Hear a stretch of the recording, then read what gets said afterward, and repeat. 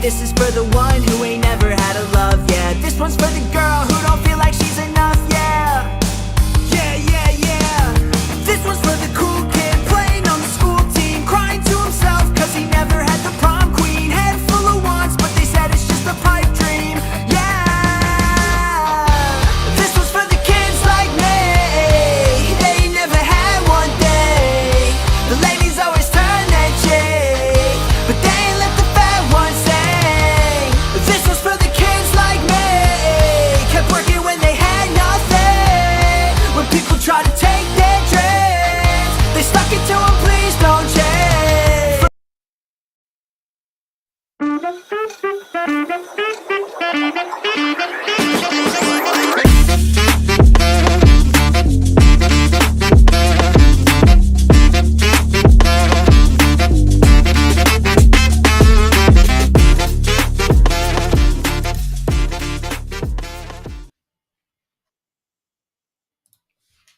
What's going on, everybody? Welcome to the Alex Cuesta Show. How's everybody doing out there on this Wednesday, April 23rd, 2025 for episode number 162. This is David's off week, and I'm going to make fun of him now because even though he possibly could have been on, he's deciding not to, but no, I'm kidding.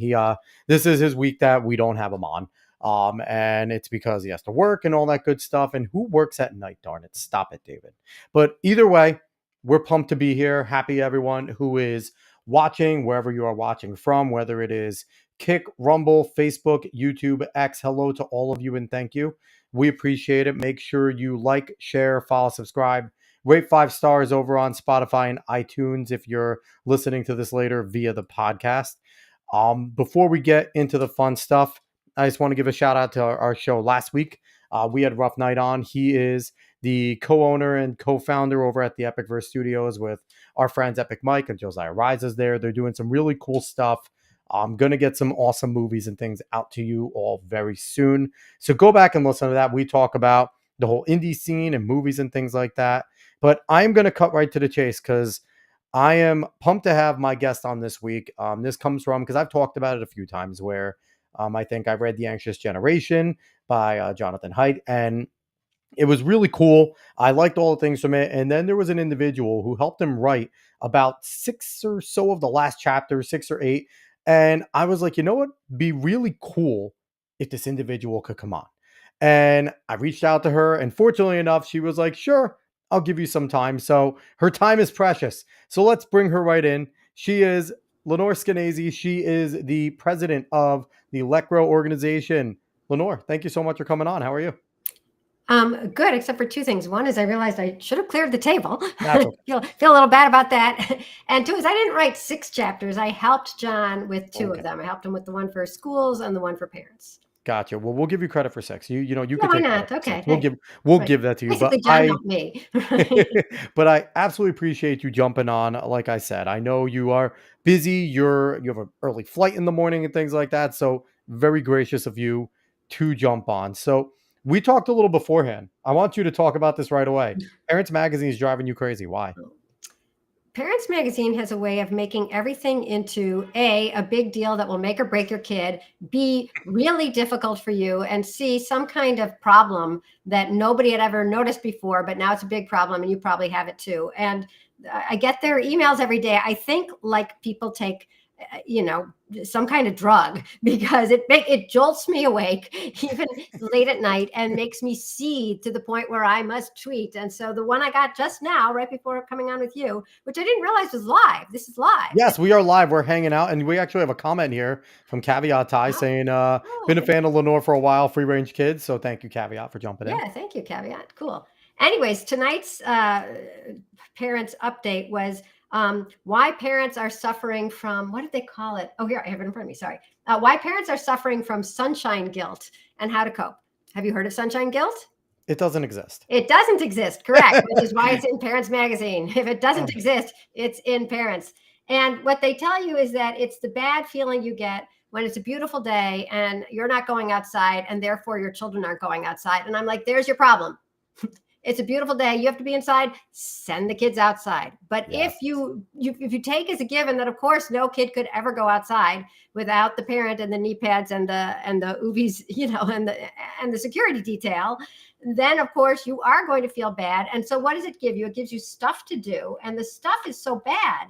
It says to just open the windows and it'll sort of feel like sunshine, or make what did they write it here? Make an obstacle course. And it's like, by the time you're making an obstacle course, A, you could go outside and make the obstacle course, and B, suddenly you're the cruise director for a bored kid who's stuck in their house, but you don't have to do that. If And you the obstacle course is outside. It's called a tree. That's true. Right. Or the cul-de-sac or the Yes, bodega. yes. Yeah, yes, that's a great point. And then there was something, take movement breaks. Everything turns into like this streamlined, optimizing efficiency. You don't want to take a lot of time away from your kid So studying or working or something. And so you take a movement break. Well, that's is this practically like spending the assuming summer. is this assuming you're gonna put your kid in front of the TV or the laptop or the No, God, iPad because you too? It's can't do like, that. You can't I do mean, that. So you're left with nothing. You're left with a kid inside with no TV, no radio, no streaming, no YouTube, no iPad, nothing. And of course can't go outside. So you're going crazy and your kid is going crazy. And this is just the point I've been trying to make a lot lately, which is that the Surgeon General did a report 2 or 3 years ago, and it said kids are going crazy. They're anxious and depressed. And then he did a report a couple years later. Parents are going crazy. They're anxious and depressed. And I'm like, is this a coincidence? This is not a coincidence. If you're sitting there seething because you can't get outside and your kid is driving you crazy, there's a really easy answer, and it's on hinges, right? exactly, open the door. So I want to get into all this because that actually segues perfectly into our first topic. So first things first, you're the president of Let Grow. I want to give you a second. We're gonna do. There was the last topic. I'm jumping it right up to the first. That's okay. What is Let Grow? Grow. Why did you start it? I know what it is because I read about it. It's friggin' awesome, but I want the people to know. Hey, first of all, thanks for doing your research. Not everyone does.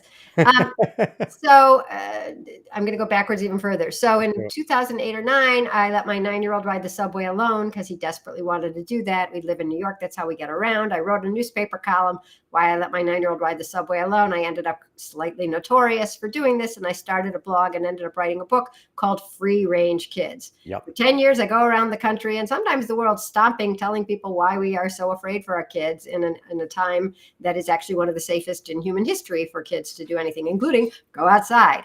And then, thank God, about 8 years ago, Jonathan Haidt was speaking with a man named Daniel Shuckman. And Dan used to be, do you know Daniel's name? I've heard the name. He's so great. Yeah. He was, for 10 years, he was chairman of the group FIRE, which fights for free speech on campus. Mhm. And they were talking about kids on campus feeling fragile and sort of easily thrown by things that maybe wouldn't have had such a giant psychological impact on kids in other generations.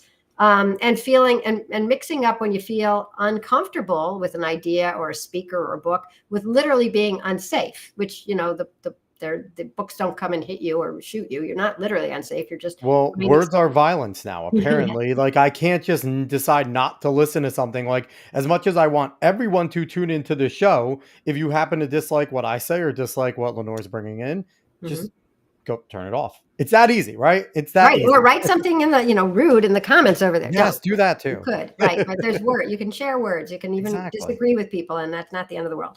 So Dan and John were saying, trying to make kids feel more open-minded, resilient, resourceful, curious, even at age 18, 19, 20 is a late stage intervention.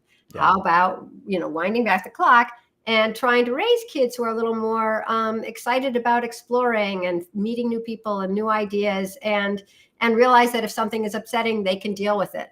And so John had been reading Free Range Kids, my book, and somehow we'd met, and I don't actually remember how. And he said, well, I love what Lenore's writing. Why don't we start a nonprofit with her?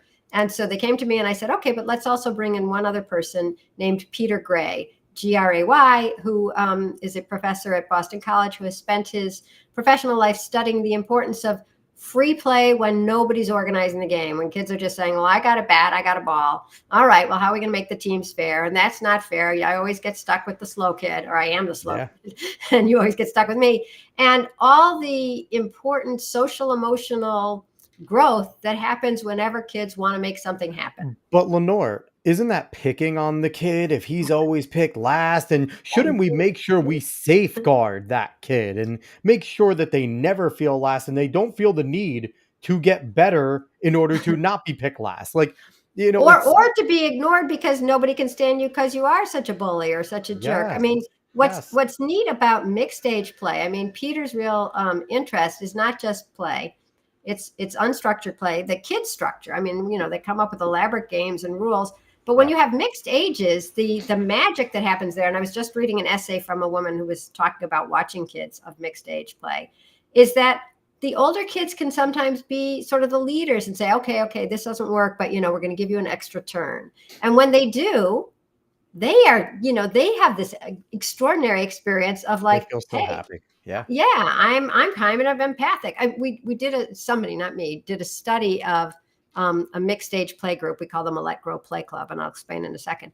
But yep, she said that the older kids, it was K through fifth grade, were saying things like, I really liked when I taught the little kids a game, or I really liked when a little kid was bored and I started chasing her and she ended up having a great time. And what they and were that's saying is yeah. they liked empathizing, they liked being generous, and finally they had a time and a place where that came through.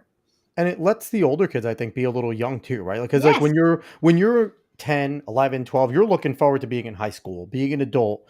But then when you get to sit there and play with that 6-year-old, 5-year-old, and now all of a sudden you get to be a little kid again, it Yeah. reminds you of like, hey, this could be fun just goofing off too. And I think that becomes contagious with other kids their age because when you're 10, 11, 12, you're still a kid.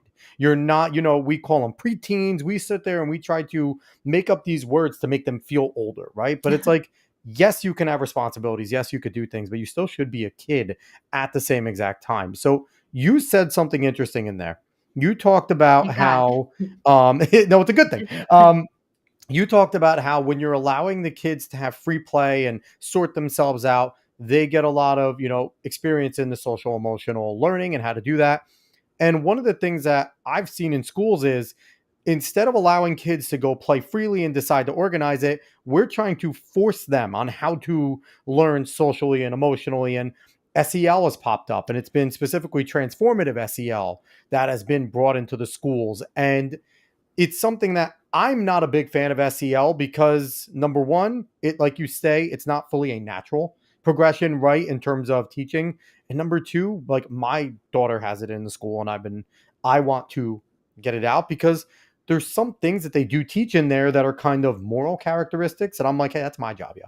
I'm supposed to be doing some of those things. So can you talk about what you've seen in terms of schools doing less of the allowing kids to play free and learn these things on their own and kind of just trying to teach it to them via a classroom?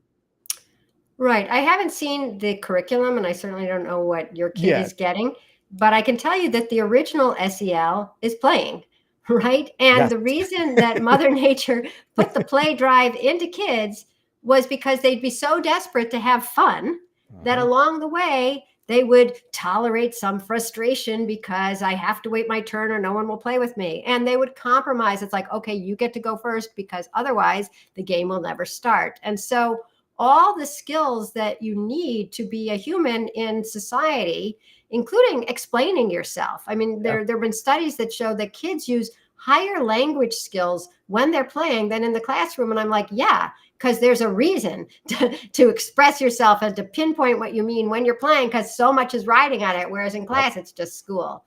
So the original SEL is free play. And the thing about all of us adults is that we generally feel like we're so evolved and so smart and so wise, and we know to use our indoor voices indoors, that we think that kids need us instructing them all the time, and that's Yep. how they learn. And it's really very difficult for us to realize how much kids learn when we're not there. Yeah. And especially when we're out, we are there so much, we see them doing things that are dumb, slightly risky, maybe mean, maybe crude. And so we keep jumping in. And it was, Wendy Mogul, who wrote the book, The Blessings of a Skinned Knee. And she said something that was so great, which is that when you look at anything up close, she said, don't be surprised if sometimes you feel your kids' friends are kind of nicer or smarter or better than yours. And she said the reason for this is that when you look at anything up close like this, you see the flaws. Yep. And now we're spending so much time so close to our kids that we see everything that they're doing that we don't want them to do or that we wish they would do better. And so we jump in to fix it, which means that they didn't get a chance to work it through themselves, which means that we see that they can't do that yet, which means that we jump in to fix it. And so it's this spiral of always being with them. So if you're asking what is Let Grow is this nonprofit that is dedicated to making it really easy and normal again for parents to take their eyes off their kids and for kids to do exactly what Parents Magazine forgot they could do, which is walk to the store, make an omelet, make a play date, go outside, figure out something to do when they're bored, just all the things that kids are hardwired to do that we've taken away from them and replaced with adult run activities. So we have 2 programs for schools, and I'll go through them really fast. One is everything's free. Maybe your kid's school wants to do them. The first is called the Let Grow Experience. And that's where kids get the homework assignment from their teacher. It just says, tonight, go. Oh my God, look how There it prepared is. you are. Look at Oh my this. God. Plus you had that perfect song playing at the beginning. Good for you. Listen, that's actually our theme song for our show. Is That's it? my I that's my love it. Oh so my that is my God. friend Hack No Cap. It's mine and my brother's really good friend. He's a musical artist. If you ever Uh-huh. want to use any of his stuff, you can listen to it. Go on Spotify. He's everywhere. Okay. I You never can, heard of him. So contact me. loved it. Yes, Yeah, yes, Hack No that's Cap. great. Contact me, and he will absolutely allow you to, use his stuff. 100%. Actually, that's really great. Yeah, I love that song. Well, yeah, we could share. We'll share his information after the show or whatever. Okay, great. Yeah, So but yeah, the go Let ahead. Grow experience, which you probably can't read right here, especially if you're on a phone, is where kids get the homework assignment to go home and do something new on their own with their parents' permission, but without their parents. And we give, it's all free, but the school gets a list of things. You can, climb a tree, make pancakes, go to the store, visit grandma, whatever it is, just a whole bunch of things. And it all depends on what you and your kid decide to do because, different age kids, different neighborhoods, different interests.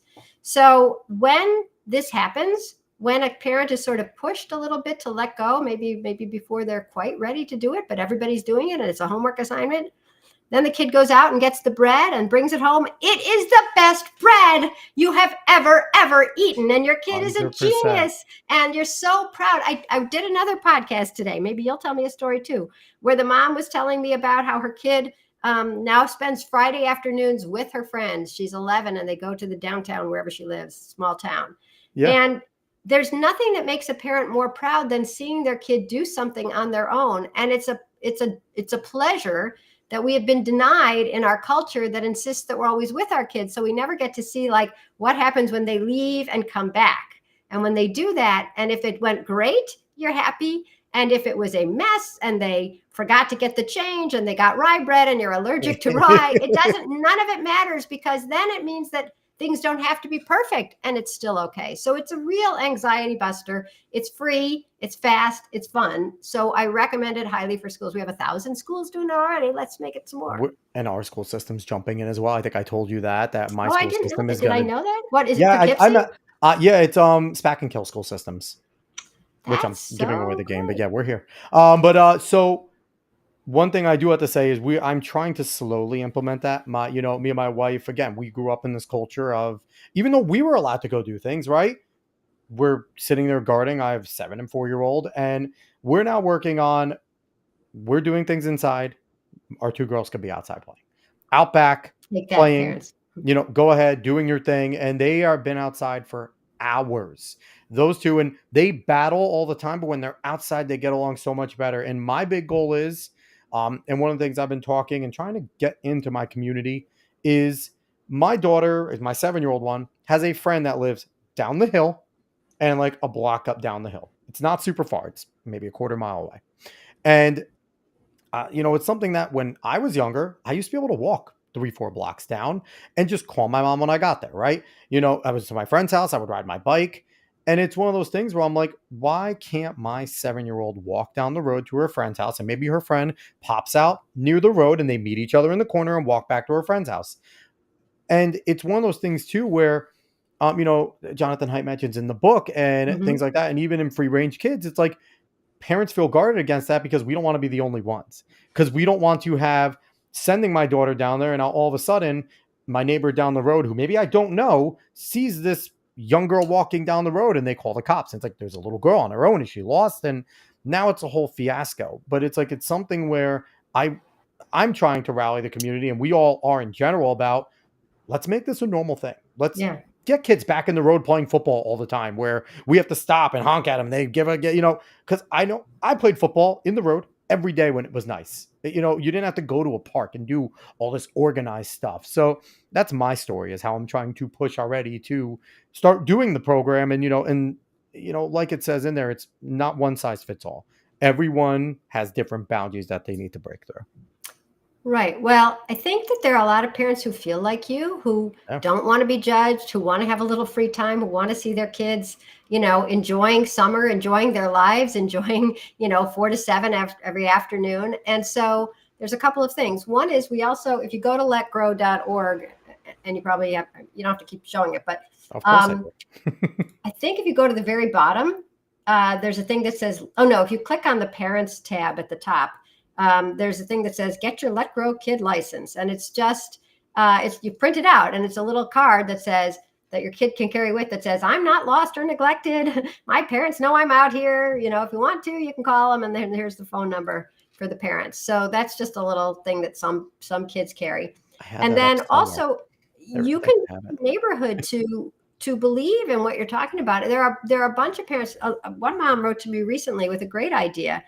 She came up with what she calls a friendship club, which I just called my childhood, and probably so did you, which is find a couple other parents in the neighborhood. Their kids don't have to be exactly your kid's age, who say, like, yes, you can. Yeah, this is all the stuff you get free if you join Let Grow and ask for our materials for parents. Gotcha.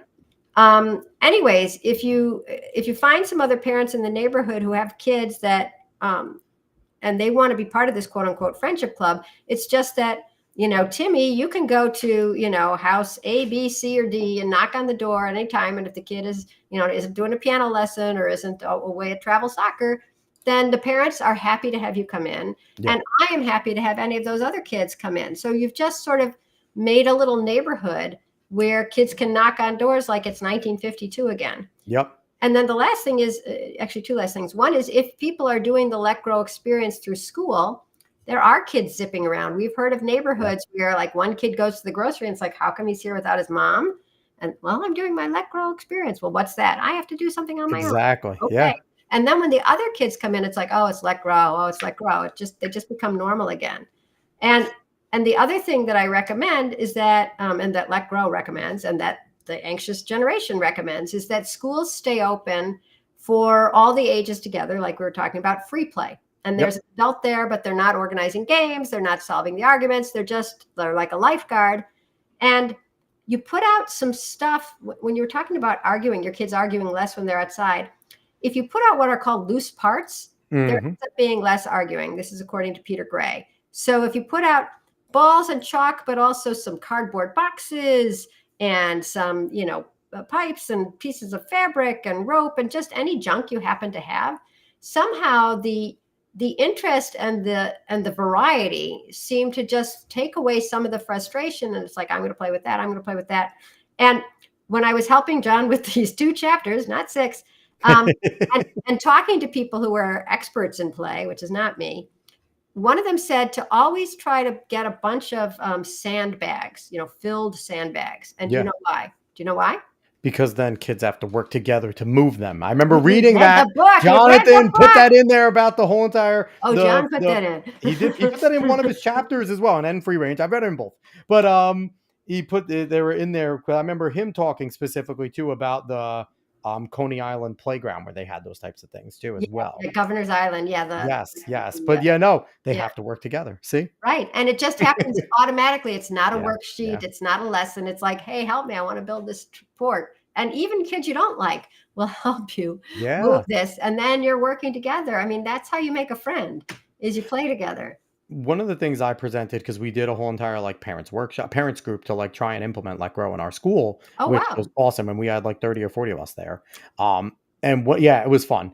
And one of the things I presented was similar to what you were talking about with the neighborhood, but kind of starting a program. Maybe I'll get a better name, but a child safe neighborhood, where it's something so simple where you put a flag in your yard. saying Mhm. that I am a member of the child safe neighborhood. So a kid walks by your house, they know you're a friend, Mhm. that you support them being there, doing their thing. And as a parent, if you're a part of that, Mhm. when you see kids going by, it's not where's their parent, it's let me make sure I'm a steward of the community and they get, they walk by my area safely. And they Mhm. if they Mhm. need anything, I support them. So to That's build right. the community, right? Because it's a ultimately what Let Grow I see does, and participating with the free range kids and the Let Grow is it's starting to create the community again that we all acknowledge we've lost, And especially in and the we American suburbs yeah. where every maybe your immediate neighbors, right?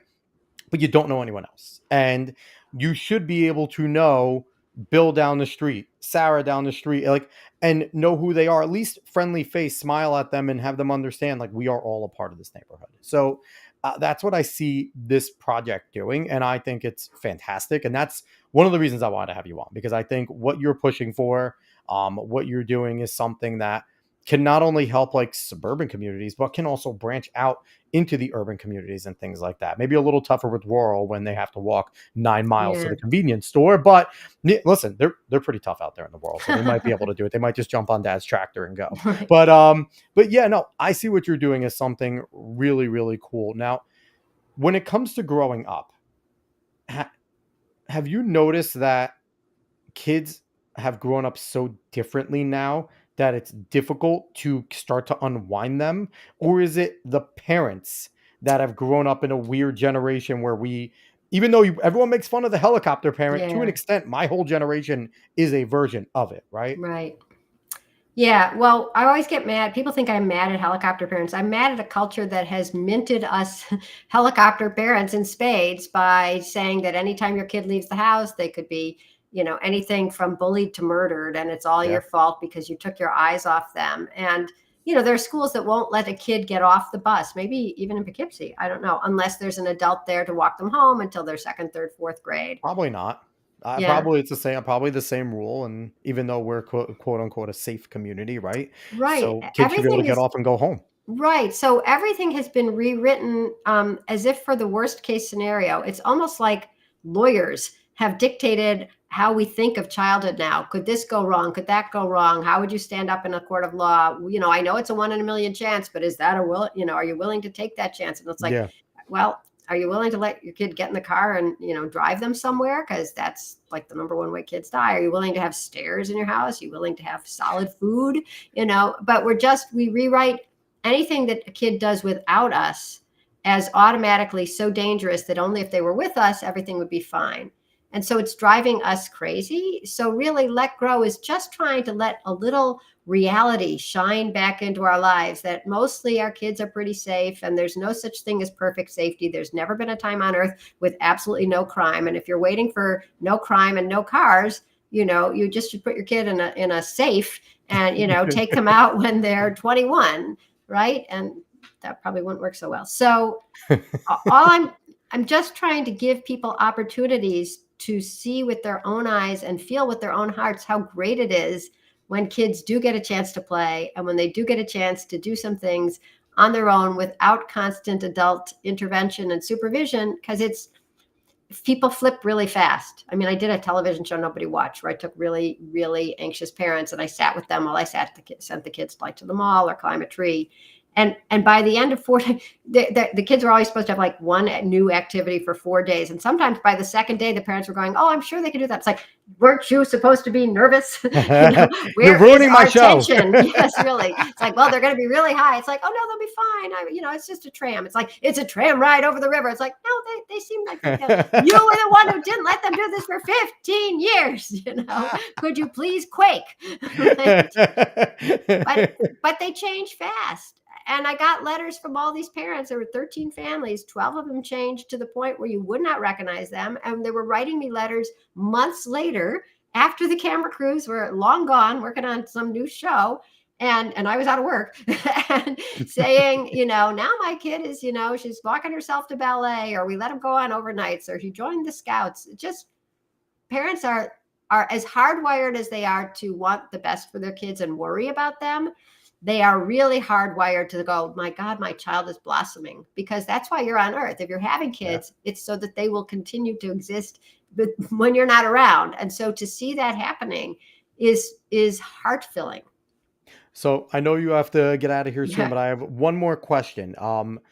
One of the things that I'd imagine parents would say to you is, well, what if something does happen to my kid? Because we live in a very litigious society, right? And everyone, like you said, they're so quick to sue, lawyers and things like that. Have you ever seen your program be implemented and then start to get going, and then something happens and a lawsuit occurs and it kind of makes the whole community take a few steps back? Or what have you seen when something like that occurs, and does everyone still kind of rally around the program?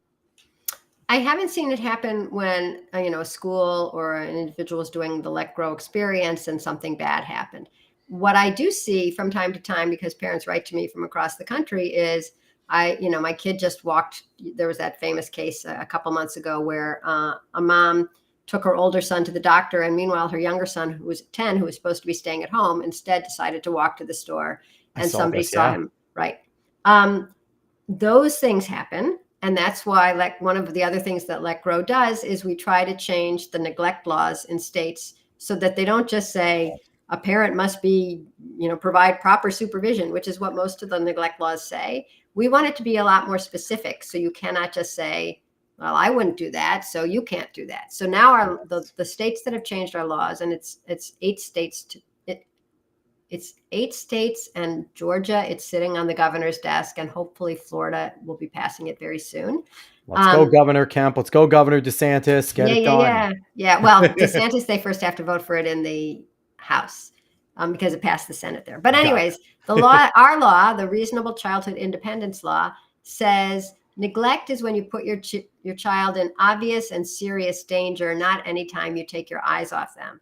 And that protects free range parents who want That's their kids awesome. to, go to the store. And it protects the parents who are poor, who have 2 jobs and can't come home every day at 4 o'clock and have the milk and cookies out and know that their kid is going to be okay for a couple hours waiting at home while mom finishes her second shift. And it puts the So, burden of proof on the accuser, right? Because the yes. burden of proof needs to be put on the accuser that they can prove that that child was in imminent danger and that the Yeah. parent knew that Yeah. they knowingly did it. So I think that that's awesome that, it then puts the onus on the person that is making the accusation. So Puts the I onus think on the that's state. fantastic. Yeah. Yeah, Yeah. exactly. So So anyway, Kathy, so we're go we're ahead. passing that in states, and hopefully next year, we'll pass it in some more. So real quick, before you go, Mhm. caveat ties just has a quick story, and then I'll let you get out Yeah, of I'm here. gonna read it. Our kids So are home. I like where we live. Our kids were home alone cooking and set off the smoke detectors that alerted the fire department and police. And when they showed up, they were like, "Well, it happened." So I'm that's so thrilled. Where caveat ties, you should like drop me a note. I'm Lenore at yes, letgrow.org, and tell me where, because that will be an inspiration to police and fire people in other states, they can be. who Yeah. who recognize that, like, childhood is not perfect. Parents don't have to be with their kids all the time to be great parents, and sometimes things go wrong, and it's not because parents are bad, it's because life is imperfect. So, Lenore, I appreciate you giving me 30 minutes of your time. I know you have to be up early and you have to get on a plane, so I absolutely appreciate it. If you want to go find Lenore again, you can find her on X at Lenore at Let Grow. If you want to find anything on X, just go to letgrow org over there. Same thing for Instagram.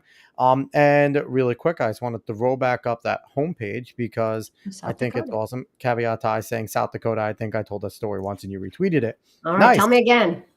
Awesome. Awesome. So, real quick, I want to throw up this homepage. So, it's the Let Grow homepage. Go on letgrow.org and go check it out. I absolutely highly recommend you click this button right here Oh my and God, that's so donate, nice. because this is a great program. But like all nonprofits, they need money.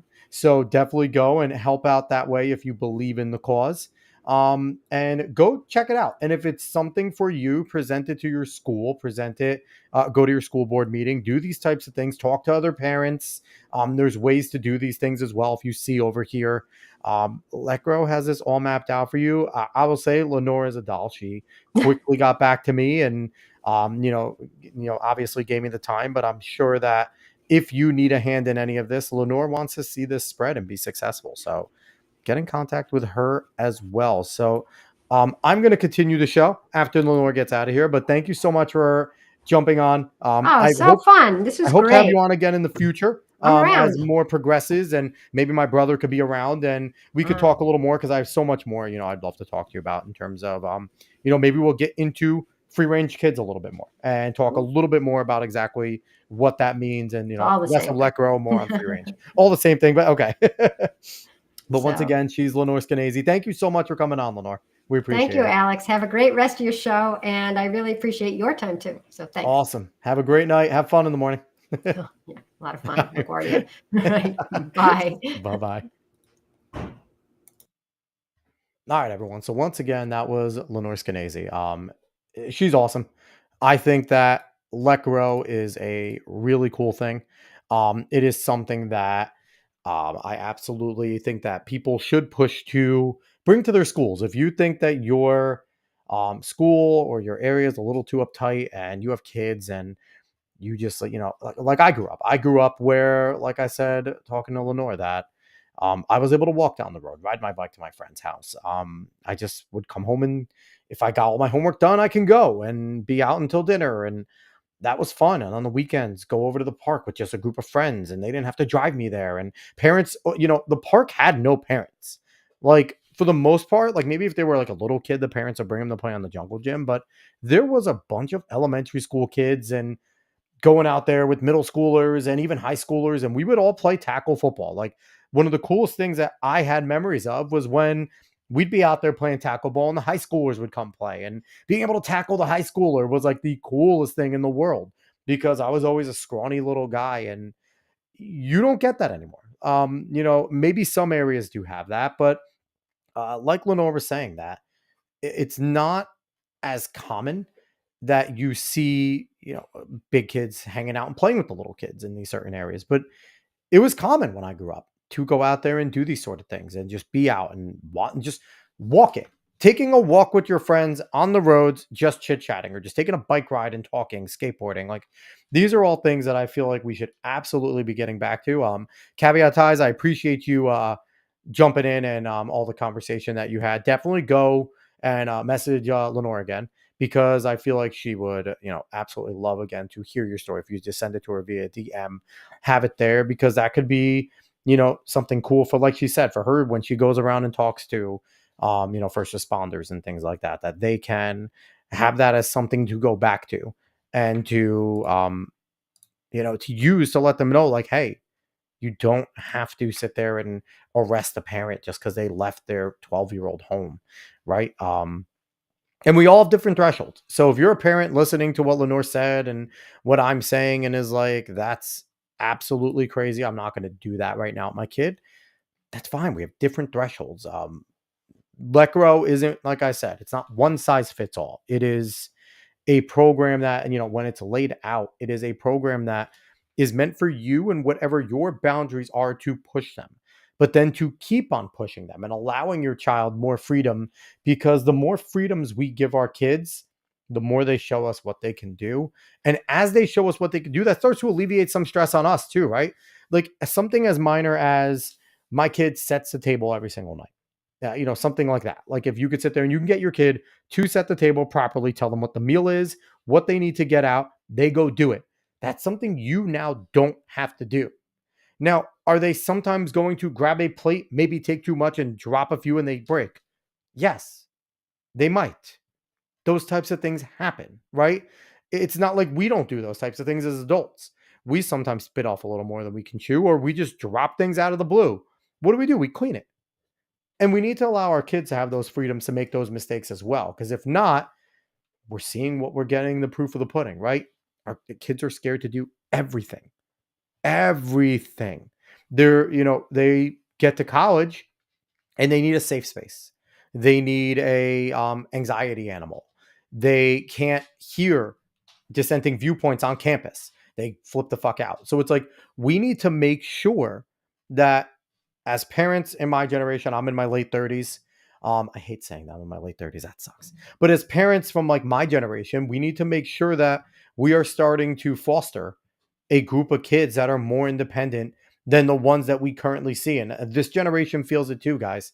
I'll tell you right now, these high school kids that just battled through COVID and have had sit there and like everyone hovering over them. I talk to them all the time. They were in middle school. They were in high school when this stuff happened to them. They feel it.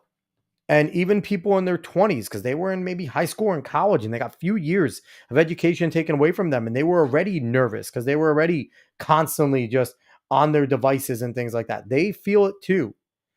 And it's not like they like being so anxious and nervous and scared. And, then they watch the news and they listen to things and they're being told that the world's going to end, everything's going down. And it's such a terrible place that we have put our kids in that I think it's imperative on all of us to be able to, um, just bring it back. Bring it back. If you have kids, um, do what you can do in order to make them feel, make them be more independent. Whatever is your threshold, go ahead and do it. Sorry, I want to jump into a few things. We haven't done it's just a random show of news in a little while, so I want to talk about a few topics here, rant and rave a little bit. First thing I'm going to jump into here, as I kick my camera, sorry about that, is the Trump tariffs. I think the last time Dave and I were on, it was at the beginning when Trump was, talking about the blanket tariffs. It's been a while since we just kind of came in and did a random show, but we're looking at them now. I don't know how many of them have fully kicked in. I think some have, but what are we seeing? We got the announcement, I believe, from Carolyn Levitt, that 18 or something, 10 of the countries have come to the table with deals, and that there's like another 30 or something that are wanting to do deals. And in the end, what did we see with the tariffs? We saw Trump threatened high, really high on basically everyone, and was like, we are going to fuck everybody up because we're tired of the indifferences. We're tired of everything being unfair. And he sent the world into a panic. He did. He sent the world into a panic. He sent the markets into a panic.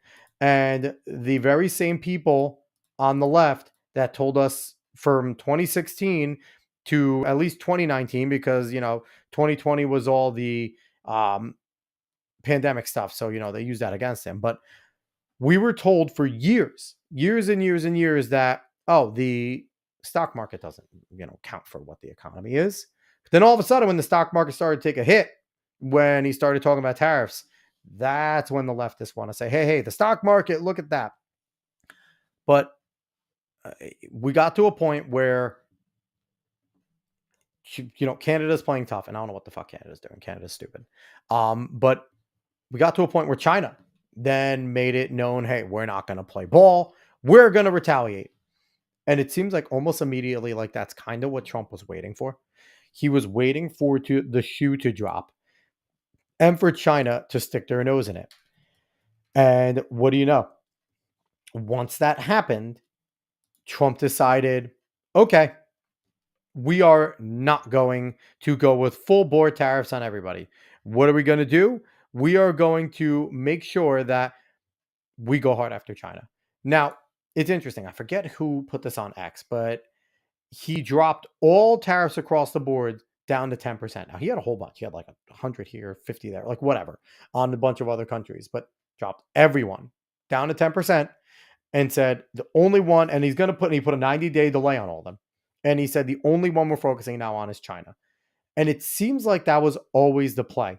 And, maybe I'm reading into this part too much, but what I saw was that the moment that Vietnam was sending a delegation to come and talk, that's when China was like, oh, fuck this. Because a lot of people don't know, but China makes a lot of products, right? And they send out a lot of things. But they use Vietnam a lot of times as a part of their manufacturing arm because they can't do everything. So they outsource a little bit, right? So even the things that we see that said made in Vietnam could be something that was first from China, blah, blah, blah. I feel like when China saw that Nam was sitting there and they're like, we're going to come to the table, that kind of made them like, well, shit. Because again, since they work with Vietnam, part of whatever Vietnam was going to make a deal affects them mightily. So I really think that made China have to puff their chest out. And I've said on this show plenty of times, China's a paper tiger. China's economy sucks. Okay, everyone. Everyone's so afraid of China. Now, the big thing China has is they make like 80% of our prescriptions. But here's the thing, y'all. I don't think China's going to fuck with that because the bottom line, And I almost want Trump to come out and say this because I want him to address this, because this is something that I know a lot of the conservative channels are constantly talking about, that prescriptions and stuff like that. And the thing is with that, I don't think China's going to do it, because I want Trump to say, hey, if you do that, that's an act of war. Because now you are affecting the lives and you are potentially harming and hurting millions of my constituents, intentionally causing harm. That is a weapon that China has to use. And I want Trump to come on and just say it flat out, like, hey, that's an act of war. China, don't do that. And the reason why I want Trump to say that, and that's going to send the markets into disarray, right? Oh, there might be a hot war. But it sends a clear message to Xi Jinping. It sends a clear message to China that, hey, that's off limits. You cannot fuck with us that way. There's a lot of other ways that we can go back with tariff wars and things like that. But when it comes to the prescriptions, that's back off. And I think if he does that, that takes the sales right away from China, because right now that's looming, right? That is looming. There's a lot of shows that acknowledge it. A lot of people know it. I want Trump to come out and flat out and say, hey, that's an act of war. We're not doing that. Don't do it. That is an act of war, and you will be met with hostility. And with that, China will bravado, right? They'll puff their chest out. But I think that would quell a ton of stuff. Would quell a ton of stuff in terms of that. So, make an A. I don't know. Add me up on Discord to join your live stream whenever you're streaming. Gave your Discord username. So I don't use Discord to do the live stream. So if you wanted to ever jump on, you can always just shoot me a DM on X. Real quick, if I don't know who you are, but if you want to jump on, that's our X right there, at Alex Cuesta Show. So you're more than welcome to shoot a DM there and let us know. And yeah, that's what we got going on there. So more on the tariffs. So we're looking now, and I saw a few comments from some fucking dumbasses. They were using a clip where it was yesterday or today, actually, where Trump was like, they asked her, like, are you going to play hardball on China? And he kind of mocks it. He's like, I'm not going to play hardball. No, I'm not going to play hardball. We're going to be very nice. We're going to make a deal. And they were taking this as Trump's backing down. He lost the trade war. And it's like, have y'all ever seen Trump talk? This is just how he is. This is how he negotiates. He makes everybody feel at ease. He makes them feel nice and relaxed, and saying, like, hey, he kind of schmoozes in a lot of ways. Like, he comes in hard like a bat out of hell. And then he's like, listen up. I don't want to do that to you. I don't want to keep on harming each other. Let's come to the table. Let's talk. I respect you. You respect me. And I feel like that's exactly how we treat Xi Jinping, Vladimir Putin, all these types of people. And even, he treats his enemies that way. Now, I think he expects the allies to be nicer. And I think that's why he's so hard on them. That's why he's so hard on the people that are supposed to be our allies, which is also, I think, why you see Keir Starmer, who is a shithead in terms of a politician. But I think he understands Trump, because a lot of the ways that he's talking in these types of things, I think he understands that you want Trump to be nice to you, don't be a dickhead. And especially if you're one of our allies, do not fuck him. Or otherwise, he's going to treat you worse than he would treat the enemies. And that's kind of the keep your enemies, your friends close, enemies closer type of thing. Caveat ties coming in saying China has one advantage. They are willing to sacrifice their own. Americans have very little tolerance for discomfort. This is true. This is true. We do have very little tolerance for discomfort, but China will sacrifice their own, but to a certain extent, because like all dictators, like all totalitarians, they need their people in order to maintain a machine, right? So they'll do it to an extent, but I also don't think they will go as far as, I don't think they want a hot war either, because I think they will expose all of them. So while they're willing to sacrifice their people, don't get me wrong, I don't think they have any love for their own people. I don't think that they're willing to risk a hot war because they don't have the economy to do it. The Belt and Road Initiative, while it has a lot of ties, we've already heard that they've taken over a lot of useless ports that don't get used anymore. Now it's a drain, right? As they go and build things in other countries to try and get a stranglehold on them. So I really don't think that they have the economy or they have the will to actually engage in a hot war. I think that they're going to they're thinking that the traditional way, like your North Korea, your China, some of your other traditional aggressive countries, we're going to rattle the saber. We're going to get angry. And like always, the United States is going to say, okay, let's make a deal. Here's millions, billions, whatever. Here's money. Here's a deal that's favorable for you. Let's just cut it because we don't want bad PR. Difference is Trump doesn't give a single fuck about bad PR. Obviously, we've seen that. So that while there is that advantage, and Trump, I think, genuinely does not want to sacrifice anybody. Um, we've also heard Trump say, like, hey, tighten your belt. Things are going to get tough. So there is that balance there. And I just don't see a way that, everyone is positioning China as an equal. China's not an equal to us in any way, guys. Yes, they build quickly because they don't care about their people and they will make them just go to work. I agree with that. We have all these regulations that slow us down. I still think our military is superior. Um, Yes, they are madmen over there, but I still think we have a superior military because I think that we still have things that have been developed, even secretive from most people, that we have no fucking clue. I do believe that we have things that we don't know about, that if we need to unleash it, we can. But I also know for a fact that our economy is significantly better and that um, if we just decided to exchange a kind of off switch with China, they'd cut us off, we cut them off, they would be a impoverished country in a week where we would hurt. We would hurt, and our poverty line would certainly get worse, but we would not collapse. We would not collapse. So that's a difference. I agree with some conservative individuals that we need to get going, though. The Trump, the Trump administration needs to get going on some things. While they are talking drill, baby, drill, that's not enough. We need to unlock nuclear. We need to get back on that front. I think I heard Glenn Beck talking about it today, saying that we need to really get going and starting to build these nuclear plants because that's something China's doing. China is building their nuclear plants, and he said, Glenn Beck said something I'm going to steal, and it's true. He could do something in this country that hasn't been seen since FDR in terms of energy production, where he starts a national initiative to put as millions of people to work to build these nuclear plants because we are going to need a shit ton of nuclear plants if AI is going to be a thing because our current grid cannot handle the AI advancements that we want to do. Now, it takes a while to usually build nuclear plants. It does not take a short amount of time.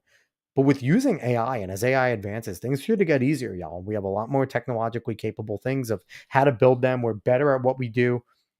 But if he unleashes this and says, hey, we're going to drill, we're also going to create, I want 100 more nuclear plants around the country by the time I'm done with my presidency. Something, big, right? That would be a massive boost because now you'd be putting, I'm not even exaggerating, about like 1 million people to work just on building. That would be huge. The unions couldn't complain about them. Everyone just working couldn't complain about them. It would be create new jobs, and we would be right back into the energy game. It's not enough to just have oil anymore. The world is changing so much. AI is changing so much.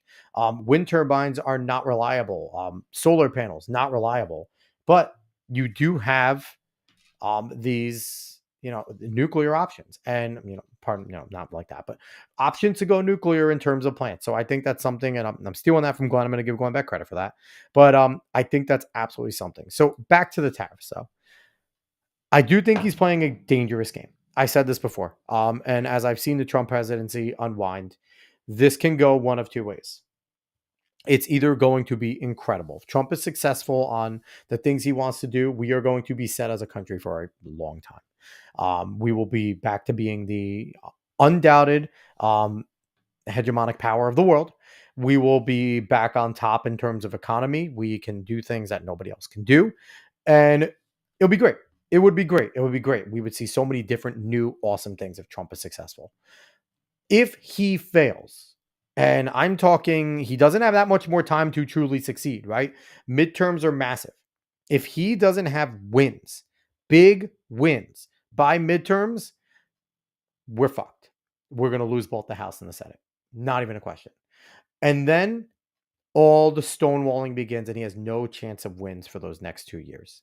And what that will mean is a failure of the Trump presidency because it'll just stall everything he's trying to do economically. and we'll see economics suffer. Don't think that the leftists will not destroy our economy. We just watched Joe Biden, right? We saw Barack Obama for 8 years talking about how we're a country in decline. We just need to manage it. We're a country in decline. We're not going to be a superpower soon. 8 years. People forget for 8 years that motherfucker said that. If the power flips back to the leftists in 2026, they will sabotage Trump because they do not care about the economy. They will watch people suffer. In a sick way, they want people to suffer because if people suffer, then they want handouts. That's the bottom line.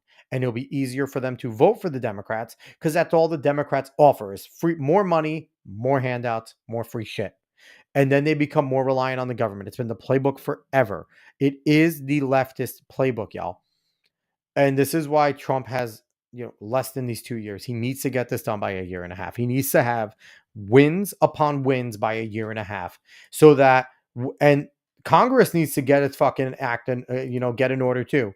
And listen, it's a battle in Congress because the Uniparty doesn't care. The Uniparty doesn't want to see a true shift. They do not want to see the people truly successful. Okay. Your Lindsey Grahams, your John Thunes, even your Speaker Johnson, they do not give a shit. They are going to be there and they know that because people would rather vote for the devil they know and the devil they don't. So they know the RNC is going to give them money because it looks like the RNC isn't much different. It's not much different. Okay. So, I don't see the big money that should be getting thrown towards a good candidate in New York City to stop Cuomo from winning. Right now, the 1 and 2 candidates are Cuomo and an absolute fucking communist, Zohan something, who's a madman. And there is no viable Republican. What are we doing here, guys? And then over in California, when Newsom's out, Kamala seems to be the one that everyone's pointing to. Where is the viable candidate in California? The RNC is not doing anything. So there's going to be no reserves here, guys. If he doesn't do what he needs to do in a year and a half, we're going to lose in 2026 and we're going to lose in 2028. And if Congress and him don't work together and get this done, we will deserve to lose both of those, y'all, because we took a gamble. We took a gamble. We gave Trump power. We put these people in the office in Congress, and they didn't do the right thing. So a lot's hinging on the next few years. Caveat is saying John Thune is our senator. John Thune fucking sucks, man. He is awful. John Thune is a swamp monster, and there's a reason why he was friggin' the turtle's best friend. But I mean, things need to get into gear, and maybe things are working behind the scenes, and we're going to see one giant explosion. But we got to get it going because public sentiment is massive. If we see public sentiment, it's already starting to shift, right? The messaging on the tariffs is working. Even though eggs are down, even though, things are starting to slowly go down. We're seeing gas prices kind of hovering around in my area, but apparently nationally it's going down. That's not going to matter if the message is, well, the tariffs are a failure. We're in a tariff war, blah, blah, blah. He needs wins. We need tax cuts. We need regulation cuts. We need these things to be made law. And Congress is dragging its ass. They're going on vacation again. Well, I'm someone that thinks that Congress should be there less.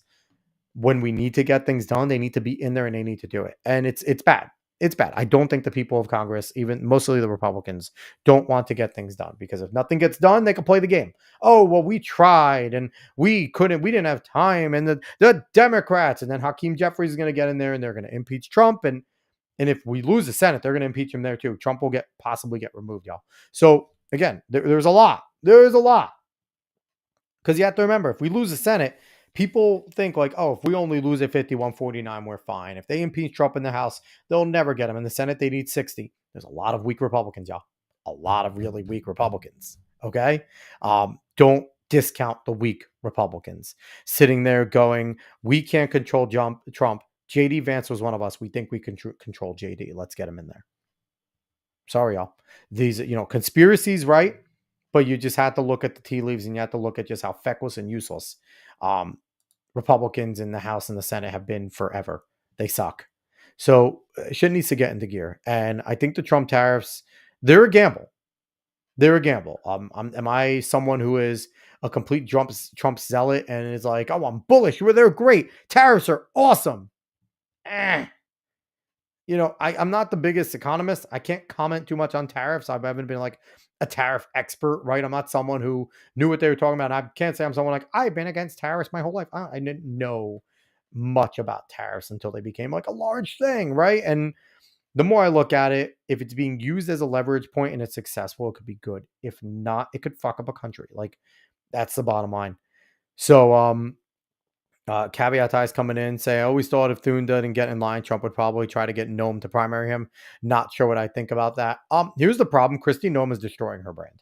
I'm not even kidding. I think Christy Nome was a fine, governor in South Dakota, and I don't think she's a bad cabinet member. But all of these videos and photo ops and all the things that she's been doing, I don't know who's telling her it's a good idea. She's doing too much. I think that people are going to clown her. And one of the worst things that you can have when you're running for public office is not even to be wrong. It's not even a scandal. It's for people to fucking laugh at you. And not with you, at you, to think you're a joke. No one's going to vote for someone who they think is a joke. Even if MAGA is like Thune's an asshole, Trump likes Nome, there's going to be enough people are going to be like, but did you see this? We're not voting for that. And that's a problem. So if that's the plan, if the plan is, if Thune screws up, we get Nome in there, then someone needs to get to Christy Nome and be like, hey, calm down. Stop making all these videos and these photo ops. And, you don't have to do all this. You don't have to make these little promo videos and things like that. Like, that's not, I don't know boomers like it, but I know I think it's weird. I support Christy, right? I like what she's doing. I like the job she's doing. But she has to pump the brakes on that. So we'll see. We'll see what goes on. So I want to switch gears right here. I want to comment on, for those that don't know, I am a big track and field guy. I like track and field. I ran it in high school and college. And there was the tragedy, I think it's in Frisco, Texas, where there was a stabbing at a track meet. Carmelo Anthony, not the basketball player, but Carmelo Anthony stabbed Austin Metcalf in the heart. Austin Metcalf bled out in his twin brother's arms, and it's awful, right? It's a terrible thing. Caveat eyes jumping in real quick about Christy Nome. She was okay, and I agree with the photo stuff. And she's had so much plastic surgery fake on so many fronts. Yeah, so we'll see about her. But so one of the things that I lament about this whole thing, number one, people were jumping to things without knowing what Texas law was. That's number one. Number two, the right has a big problem right now where there are too many people on the right that are fairly prominent that are actually racist pieces of shit that make comments and make these things worse. And the unfortunate part is this type of stuff feeds right into the hands of the leftists that want to just completely and totally pit us against each other. Now, do I think Carmelo Anthony should have, consequences? Fuck yeah. He killed somebody. Like, there's no question. If you hear the story, you hear everything. There was never an implication of anything besides Austin Metcalf maybe grabbing his book bag or grabbing him and being like, bro, get out of here. Right. Because apparently what happened is it was raining. Carmelo Anthony, there's a bunch of conflicting stories about if he like targeted to go in there or whatever. I don't know. But the bottom line, like the gist of the story is he got under an opposing team's tent. He didn't belong there. Apparently he knew one of the kids on the team. So maybe that's a reason why he jumped in there and was like, what's up? It's raining. I want to be under here. It was raining apparently. And apparently Austin Metcalf, when he got to the tent, was like, yo, you can't be in here. This is our tent. I'm paraphrasing. I don't know the exact phrasing. And Carmelo Anthony's like, make me. If you touch me, you'll see what happens. And then Metcalf touched him. And apparently the knife got pulled out of the bag and he stabbed Austin Metcalf in the heart. And then Austin Metcalf passed away, died on the scene. It's a weird story because Carmelo Anthony fled, but not completely. He stayed at the track meet. And when the cops got there, he admitted saying it was me that stabbed him. And apparently he asked if Austin Metcalf was okay. I am not here to make this a giant race thing, okay? I am not here to say that because Carmelo Anthony was black, that's automatically why he turned to killing and stabbing. I am not going to say that because I think that is, a generalization that as Trump supporters, we did not want to be generalized as a bunch of white racists. So I am not going to sit here and, and the things don't work with Carmelo Anthony, right? He has two parents in the household. He was apparently a 3.7 student, a good athlete, and lived in a pretty affluent community. It's not like we're sitting there and he was this gangster and things like that. People will talk about the culture, and I think I talked briefly about this with Siaka Massaquoi 2 weeks ago. But I'm not here to make this a race thing. I'm not, because it's not. In the end, it is not. And that's how I see it. I see it as Carmelo Anthony made the biggest mistake of his life. Could this be a cultural thing? Possibly, right? Because if Carmelo Anthony was raised, and this is me just spitballing, I'm not accusing him of this, but if he was raised in a household where pride is everything and where you're willing to fight for your pride, you don't let anyone step to you, and even possibly, I don't know, but if that's his mindset and he thought he was threatened, he did what he did. Okay. Do I think he meant to stab him? Fuck yeah. Do I think he meant to kill him? No, I do not think Carmelo Anthony meant to kill him. Now he did. So intention is very little when you actually commit a crime, right? Like if you do something, if you get into a fight and you punch someone and you knock them down, they hit their head on the ground, they die, you're going to jail for murder. You didn't mean to kill him. You hit him, right? Just meant to hit him. You got into a fight. You were fighting. You wanted to win the fight and you were defending yourself, but he died. You're more than likely going to go to jail, right? That's part of the thing. So this is such a situation where it should not be a race thing. And I think that's what bothers me more about this stuff, is that the people on the right that automatically jump to, well, this is what black people are, made this so easy for the leftists. Instead of doing what typically has been done on the right and go, hey, until we know exactly what happened, all we are going to know is that a black kid at a track meet stabbed a white kid in the heart and killed him.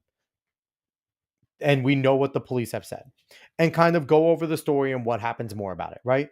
But it seems like we have fallen into this trap that the left has set for us, where yes, have they been overemphasizing white cops killing black people or shooting black people or things like that, and have they been constantly making things about race? Yes, because that's something that they have. It's what they use, right?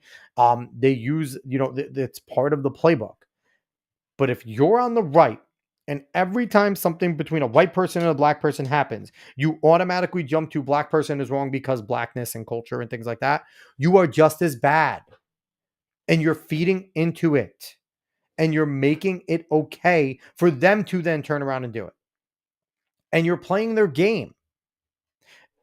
This situation should have been, what happened? That's first. They're two 17-year-old kids. What exactly happened? One kid stabbed another in the heart. The kid died.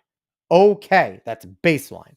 One kid should suffer consequences. They killed somebody, intentional or not. Baseline, right? Factor out the skin color in a situation like this. And if you find out more later, okay, maybe things do come into play. But I think the automatic jump has made this such in a large way, a win in a lot of ways for the left, right? Because they were able to get this crazy fucking group representing Carmelo Anthony. They're able to present themselves as the victim because they're claiming that they're getting death threats, that they can't sleep in the homes, they're scared, they're moving a few times, and they are coming off as sympathetic.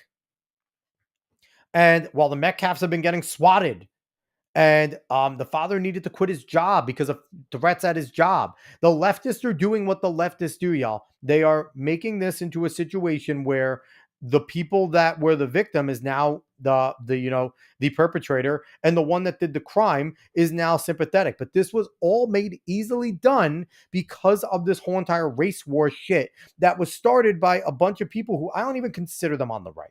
You're not on the right if you're a racist piece of shit, okay?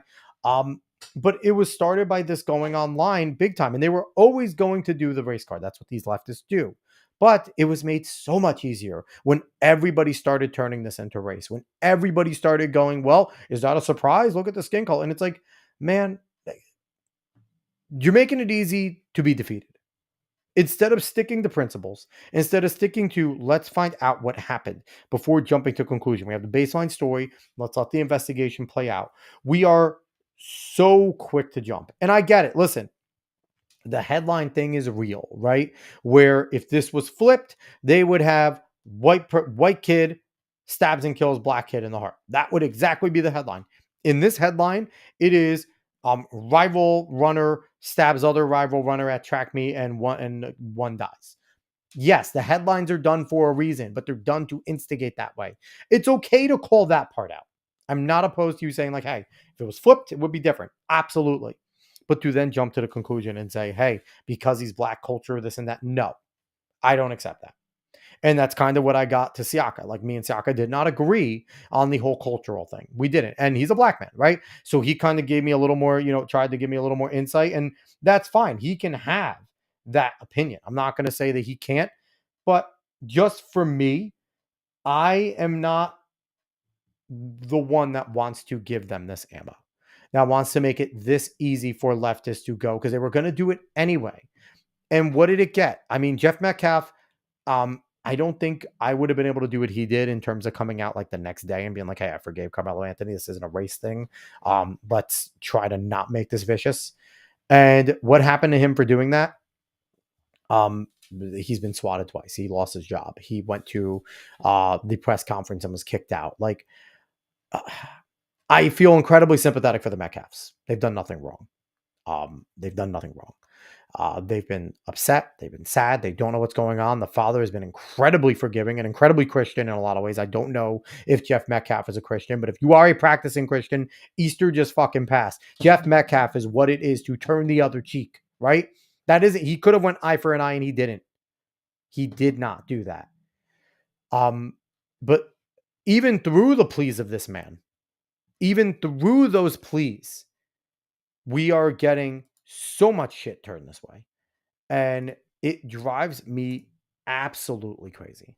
It drives me crazy to see that the leftists have got to win. The leftists have got an easy win, all because of this shit going on. It's sad. It is terribly sad to see. I saw something. Let's see. Sarah Fields had this real quick. I didn't vet it, but just the quote. I'm going to read this from Sarah Fields because I don't care about what she's saying with standing with Jeff Metcalf, but let's do a quick read of this. And this is the tweet. So angry, I stand with Jeff Metcalf. He is right. Father of Austin Metcalf saying, you're part of the fucking problem, my friend. Jake Lang called it white guilt. Now, Jake Lang is a part of the protecting white families or something fucking stupid like that. And basically he was trying to call out saying, like, protecting white families against black people. And this is, let's go ahead. I didn't vet this at all. So just fair warning. I didn't vet this video at all. But let's see what this guy has to say. Would you be willing to stand by me in a press conference or in an individual interview and talk about this issue that is larger than Austin at this point? God rest the beautiful young man's soul that would have been one of our strongest voices if he was still alive today. Are you done? Yes, I am, sir. Okay, my turn to speak. You are part of the fucking problem, my friend.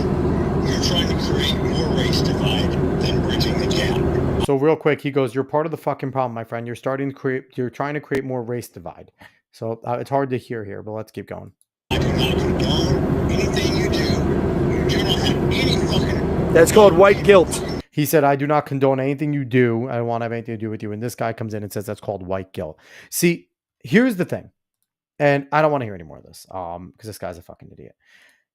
They are taking and conflating some dumb shit that was made, again, using the leftist language. This guy, Jake Lang, whatever the fuck his name is using the leftist language. Robin DiAngelo, white guilt, using their language against somebody who does not want to jump in with him and be a fucking white supremacist, right? This drives me crazy because this asshole, whoever he is, Jake Lang, is going to parade like he is on the right. He's going to parade. And let me tell you, y'all, he is not on the right. He is not on the right. I mean, there's nothing more I could say. That's my comments for now until I see more. And if I see more, and right now, there's the thing. Now it's a race thing, right? It's officially become a fucking race thing. And it's something that didn't have to be a race thing. It didn't have to be that way. It became a race thing because everyone on the right kind of fed into it. Instead of just sitting there and going, this is a fucking tragedy. It shouldn't have happened. Carmelo Anthony should be persecuted. He should serve some sort of time. I'm not saying that he should get off. I'm not saying we should feel bad for him because he feels bad, blah, blah, blah. No, the law should work and he should get consequences. I do think, yes, he's 17. They're saying no life in prison, no death penalty. They took that off the table. Fine. He should serve prison time, y'all. I'm not saying he shouldn't. Carmelo Anthony killed somebody in cold blood. That was a cold-blooded killing. Unless they can absolutely prove that he felt an imminent threat, that Austin Metcalf was trying to hurt him or kill him in some way or beat him up or things like that, and he needed to defend himself, he killed somebody, okay? I am not saying that he should get off scot-free. But what I am saying is we turned testosterone and two boys sitting there measuring dicks and Austin Metcalf trying to sit here and get him out of his team tent and him basically, doing the worst thing he could possibly do into just because he's black, he did it. That bothers me. That shit bothers me. So if we see more about this, I'll comment more about this. But I guess in a way, like, stop using Austin Metcalf's death as your platform to push racist shit. Period. I don't like that. And on the left, stop using Carmelo Anthony as your platform to push racist shit. Carmelo Anthony did wrong. He should serve consequences, okay? Austin Metcalf's dead. That's all. Like, that is the bottom line. There is that Jeff Metcalf's son, his twin brother, his mother had to bury him, all because of the actions of one individual. This is a sickening thing that has gone on, and people are going to have their examples and things like that, and they're going to try and look and say, "Well, I don't care. I don't care." In this situation, it did not have to be about race. And there are certain people on the right that are feeding into this shit and have made it so easy. And this has now become an easy win. And it's pathetic. It's an easy win for leftists because now they make this fully about race. And Carmelo Anthony has become the fucking victim, y'all. In the public sentiment, that's what they were trying to do. And that's it. Again, I don't know if I could have been as nice as Jeff Metcalf. I'm initially forgiving him, but so many people on the right are Christians. So many people on the right are Christians until it takes the time to be a Christian. Right? Follow the lead of Jeff Metcalf on this one, y'all.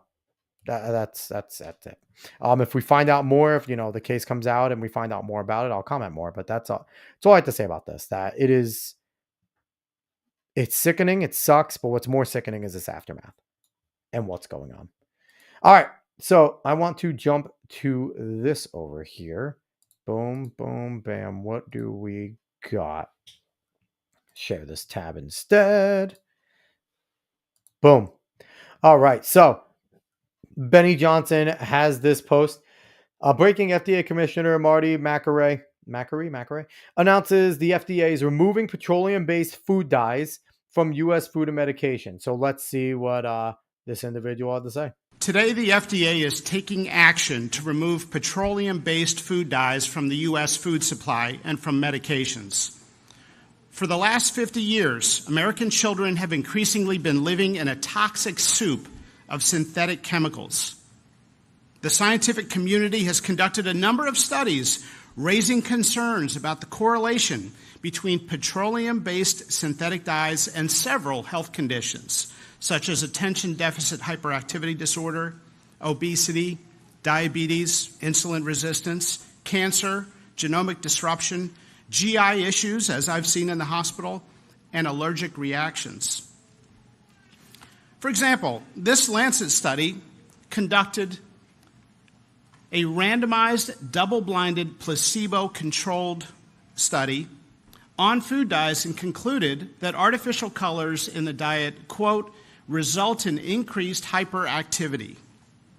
So why are we taking a gamble? All right, so that's the big news there, that they're getting rid of those. Now, I am in full favor of this. As much as I dislike government getting involved, this is an action that we've been allowing companies to actively poison us. And it is something that they've used a loophole, right? They've done it, they've used it, and it's shame on us for allowing them to. But I am okay with them removing these colors. It's been far too long. It's been something that I think is a good thing. And I think that um, this is something that can go well, be a good thing for the American people as we get some of this poisonous shit out of there. Now, there is always the risk of what replaces it, right? And as long as it's that it needs to be natural and things like that. Now, what comes with this, y'all, is they are going to claim that because they can't use these cheap food dyes, that they're going to have to raise the prices. Be ready for that. Be ready. And they're going to attack Marque. They're going to Marque, whatever. They're going to attack RFK. They're going to attack Trump and say, "Hey, you're paying more because they wouldn't let us poison you." Listen, y'all, I'm okay with not getting poisoned. If I had to spend a little more. And yeah, so that's a good thing ultimately. I think that's a good thing. This also goes into another thing that I wanted to talk about that I didn't know that I wanted to talk about it until now. RFK was lambasted by the left for talking about autism, and this happened a few days ago, about autistic individuals. And I wanted to show you the quote that he was lambasted about. And then I want to give you my perspective as someone who worked with autistic individuals for about 2 years. Okay, so here is the video of him talking. And by the way, I still can't stand this fucking voice. I don't care if he's in the Trump administration. I am so happy this guy didn't become president. I cannot hear him talk all the time. Let's go. Here we go. Find the answer. This is an individual tragedy as well. Autism destroys families. More importantly, it destroys our greatest resource, which are our children. These are children who should not be suffering like this. These are kids who, many of them were fully functional and regressed because of some environmental exposure into autism when they're 2 years old. And these are kids who will never pay taxes, they'll never hold a job, they'll never play baseball, they'll never write a poem, they'll never go out on a date. Many of them will never use a toilet unassisted.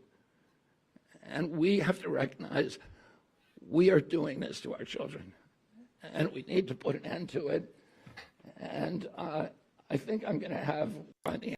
So that is what he is getting attacked for. And this is a video from End Tribals and Politics. I've never seen them or used them, but okay. So he's getting attacked, and many people on the left attacked him for saying that many kids, and these are the quotes, right? That many kids will never have a job, play baseball, write a poem, go on a date, use a toilet. And they were like, autistic people are people. They can do all the blah, blah, blah, blah, blah. And I will give you my 2 cents on, again, someone who worked with autistic adults for 2 years in my life. Number one, he didn't say all autistic. He said many of them. And one of the things he talked about was the regression. And I'll tell you, y'all, that's real. That is real. I can't tell you how many of the individuals that I worked with that I heard their backstories, that they were properly functioning, like, hitting all their milestones and could talk, could read, could do all these things. The parents did not know that there was any signs. And then all of a sudden, the regression happened, and it happened fast.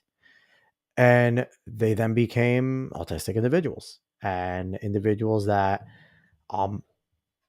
it becomes difficult to afford, y'all.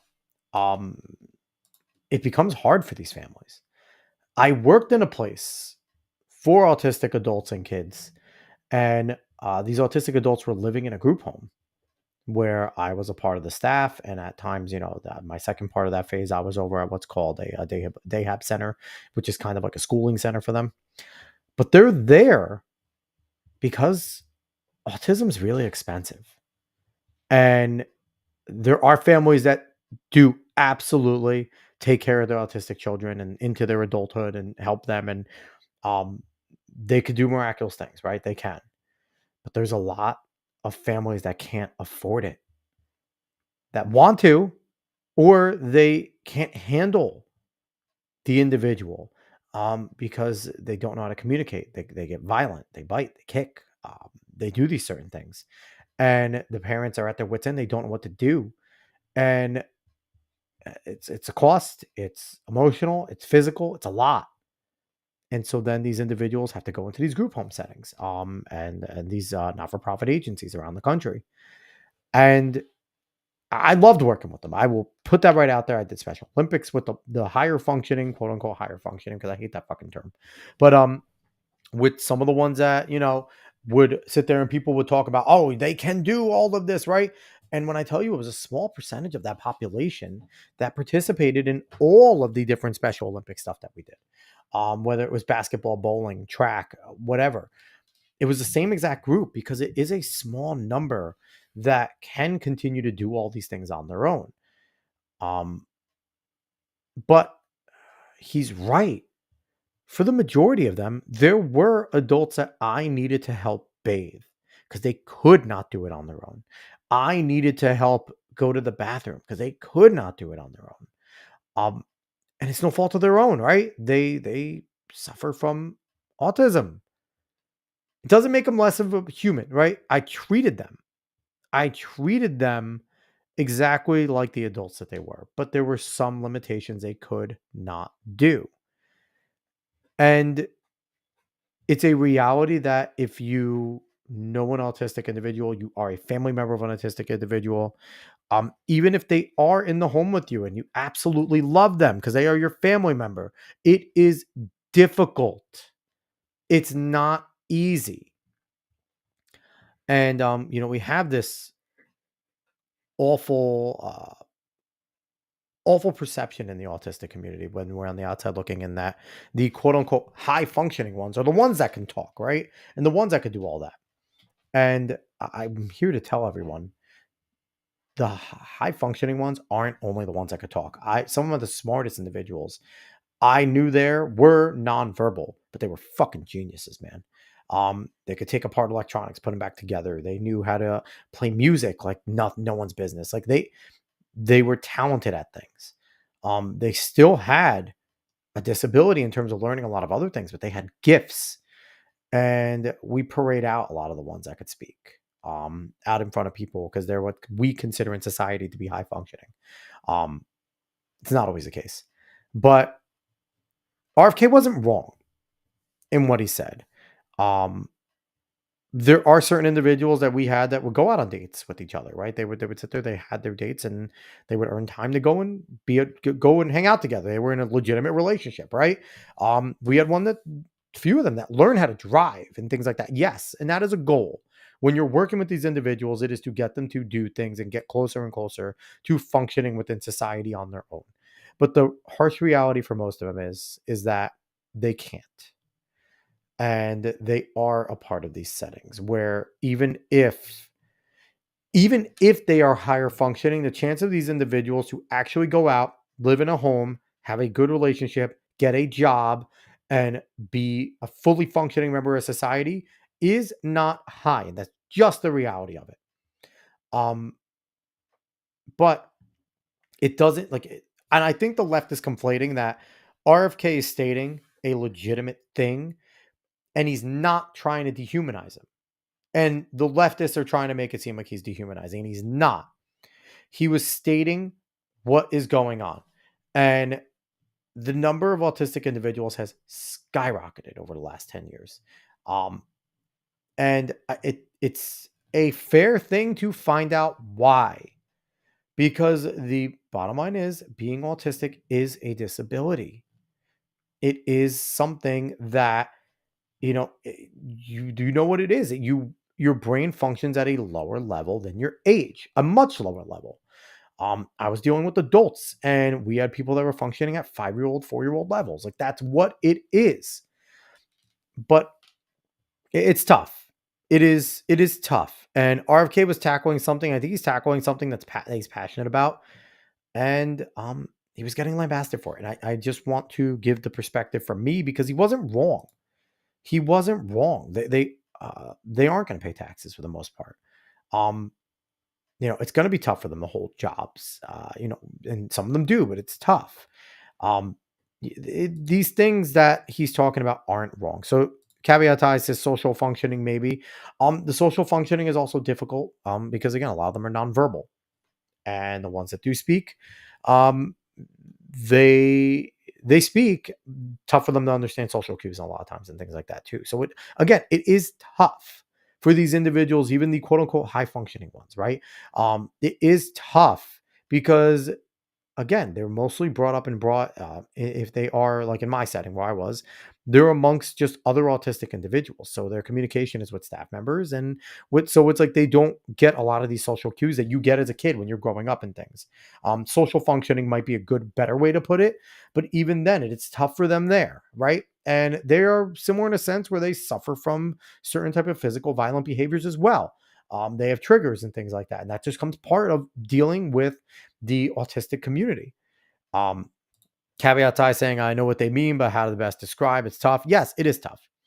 It is tough. And the whole situation around autism is tough because they're humans, right? And we value their life and we want to um, not put them down in a sense, but also while acknowledging that this is a problem that society is having an uptick in autism and that we should figure it out why. Because you won't have the innovations and the breakthroughs if your um, population is fully autistic. You'll have some geniuses, right? Because there are some geniuses, like Elon Musk is on the spectrum, right? So it's like you'll get that, but for every one of them, there's a whole lot more of non-functioning ones, ones that function very limited, right? So, and again, this is coming from a place of experience because I worked with them and I loved my individuals. I had a few guys and I would have taken home. I did have one. I called him my son and loved him to death. And I enjoyed my time working with the participants. They were awesome. The autistic individuals were fucking fantastic. I enjoyed it. But there's a reality. And a lot of the people that I think were complaining about it either have never truly been around an autistic person for an extended period of time. Like I'm not talking for a few hours, like actually been around them a lot and consistently. Um, because I think that even family members that have individuals that are at home that maybe are doing all the things that RFK said they can't do will acknowledge that it's fucking hard. Even if you have an individual that is functioning damn near perfect, it is hard. And going through their childhood is probably difficult with behaviors and finding out what medications work for them and still consistently having to balance those medications because like anything else, medications change. Individuals gain you know, uh not immunities, but they get used to them, right? The body starts to get used to them, and then they need to so all these things are tough. All these things are expensive. So it's hard. It is very hard. But um, like everything else that the left does, they took it out of order and they used it as a weapon. So that's part of that there. Okay. Last thing I want to do, I want to end it off here. I've had a fun yik yakking again about some just some news headline stuff. I got to get back to doing this again more often. But again, we talked to Lenore Skenazy earlier on in the show. She gave us a half an hour. She's a busy woman doing a lot of stuff. The Let Grow organization. She's freaking awesome. If you missed the beginning of this, make sure you go back and catch it in podcast form. The first half an hour-ish was me talking to Lenore about the Let Grow program, what it is, free range kids and things like that. So go check that out because it was lots of fun talking to her. The last thing I want to yik yak about here is the individual, Kilmar Garcia. Kilmar, I don't know what his middle name is, but Kilmar Garcia was quote unquote wrongfully sent back to El Salvador. Now, people will talk about that he had a order to not be removed or whatever. And it was basically, and they acknowledged it early on, the Trump administration, that it was a paperwork error, that he probably should have been sent back if they would have done the right paperwork. The left has latched onto this. So far, so much that Senator Chris Van Hollen, amongst 4 other congressional representatives in the House, he's a senator, went to go visit this individual. And I do have to say, it is pretty genius to force these individuals, Democrats, to start supporting MS-13 gang members, because that's exactly what this guy is. As more and more stuff is coming out, It's becoming pretty damn clear that he is an MS-13 gang member. There were 2 courts that said he was. There's witnesses. There is his tattoos on his hands, which I'm going to address that real quick. Let me find that while I talk. But Trump hand tattoo picture, because I want to talk about how stupid the left is on this as well. Let's see. I want to get one of where they're saying it's photoshopped,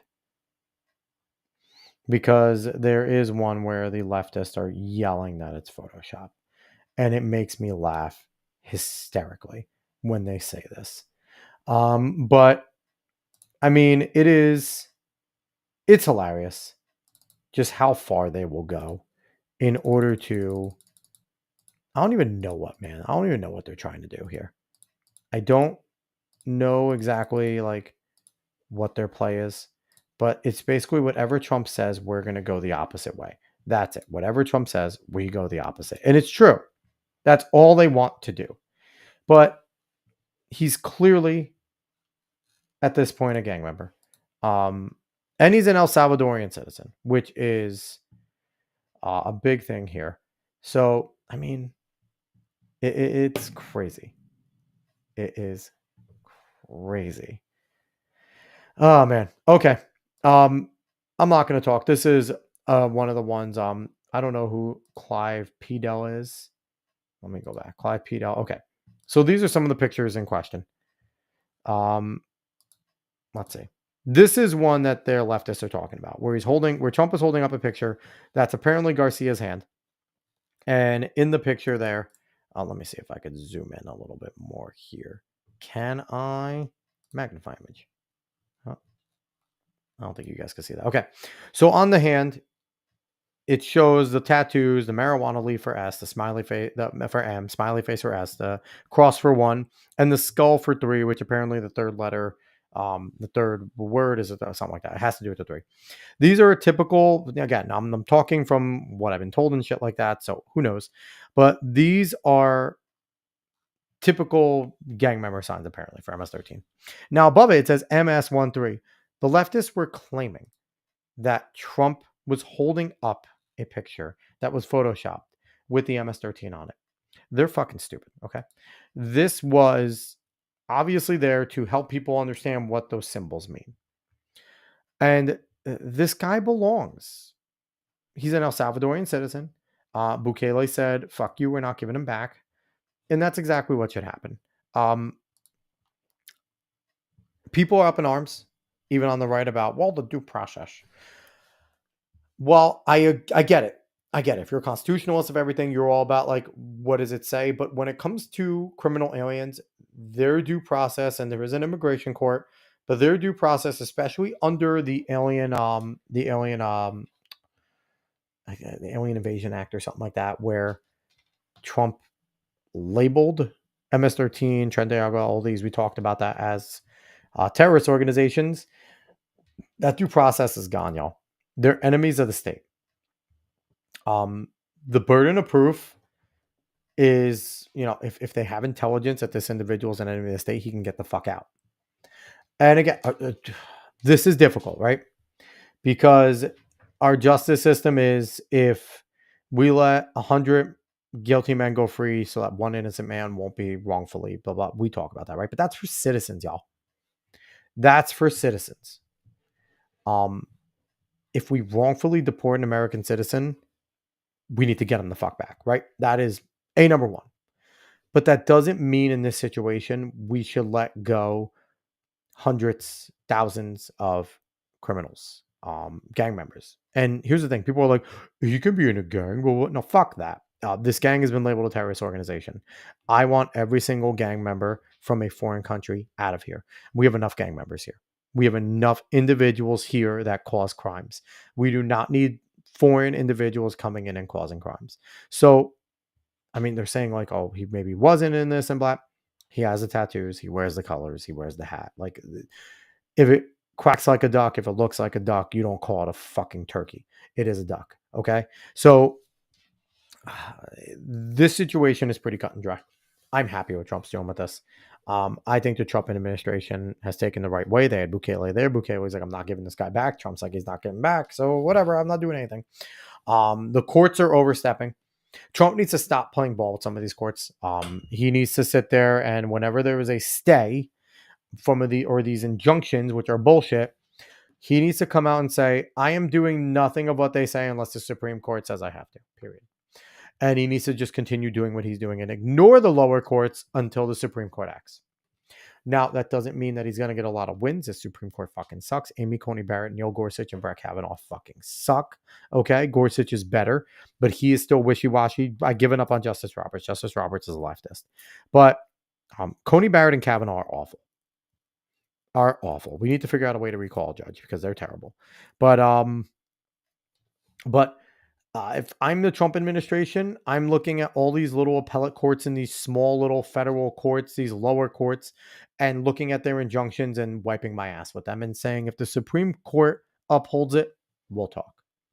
You guys mean nothing to me because unless it's a class action lawsuit, they don't have jurisdiction to do this, y'all. So that's that. He needs to continue to do what he's doing. Tom Homan needs to continue to do what he's doing. I know we see the stats that, immigration is less now than it was for Biden, but you have to understand Biden was letting millions in and they were grabbing some and throwing them away. So when you're letting millions in and you're grabbing some, your numbers are going to be high, right? You're going to get thousands because a small percentage is still thousands in a million. So he's letting a lot less in. I think we had 400 or something like that. It was a low ass number for a month. It was insane how low it was. So it's going well on that front. I'm okay with it, y'all. Get the fucking criminals that don't belong here, the criminal aliens that are gang members first, and that's exactly what we said we were going after, right? And this is what we said all along. They were fear mongering, going, they're gonna just come and take everyone. It's like, no, they're not just gonna come and take random moms who live here, go to work, do nothing wrong. Coming after the gang members first, but y'all should get out too. Okay, self-deportation, do it. They already said if you self-deport, you can register, you could self-deport, and then you can come back in. It's the best way to do it. If you want to come back in, you're going to be on a list anyway. If you're applying to come back in, that's how it works. So you might as well put your name on the list now, self-deport, and then get in line. That's the best way to do it. And I think that's smart by Trump to do that list, but it's also smart to get all these gang members out. And here's the thing, y'all. Even if you're not a part of the gang, don't fucking associate with those people. It's not that hard, okay? Because I actually don't mind if we're throwing out people that maybe aren't in the gang but are associating with them. Still, that's like being an accessory to murder in my eyes. The only thing is, if it ends up that they're an American citizen, get them home. Okay? Even if they're pieces of shit, they're still American citizens, get them home. If they've done a crime, try them, right? Give them their day in court. If they're not American citizens, if they're illegal aliens, and especially if you suspect them of being a fucking terrorist, a part of these cartels, get them out. I'm okay with that. But all right, I'm ending off with that on that beautiful high note there. So I appreciate everyone, especially for watching the first half, the first 30 minutes with Lenore Skenazy. I appreciate anyone that watched up until now. Caveat eyes, appreciate you for jumping in and commenting and having fun over here. And I will be back next week. Dave will be back with me. We have another fun show jumping in. I might jump on again and do another little new show. I always like doing these, but I'm also working on something on the side. So it's kind of why I've been taking my my nights where I have time and not doing a show is because I've been working on something else. But we shall see. I'm gonna come in. Maybe I have to feed the people, give you guys what you want. But I'm getting out of here. Thank you so much for watching. Wherever you watch from, make sure you like, share, follow, subscribe, give it 5 stars. If you're listening to us via podcast, thanks again. I appreciate everyone. We'll be back next week.